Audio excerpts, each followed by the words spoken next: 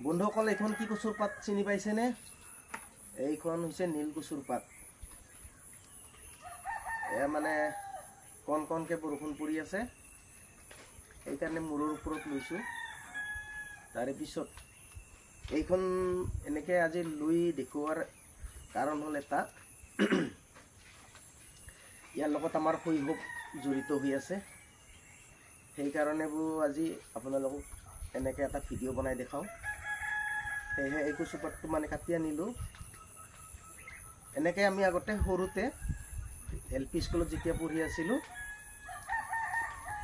কেতিয়াবা যদি বৰষুণ আহে এনেকৈ মানে কচুৰ পাতখন লৈ এনেকৈ স্কুলত গৈছিলোঁ।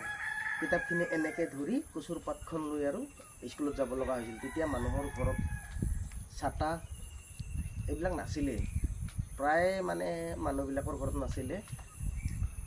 মোৰ লগতে বহুতে মানে এনেকৈ কচুৰ পাতখন লৈ আৰু মানে যাব লগা হৈছিল। সেয়েহে ভাবিলোঁ আপোনালোকক আজি মানে দেখুৱাই দিওঁ। অকণমান কণ কণকৈ বৰষুণ আহি আছে এতিয়া, বোলো আজি মানে কচু পাতৰ কণ্টেণ্টটো লৈ আহোঁ বুলি লৈ আহিলোঁ। ভিডিঅ'টো চাই কেনেকুৱা পালে আপোনালোকে জনাবলৈ নাপাহৰিব। এৰিছোঁ।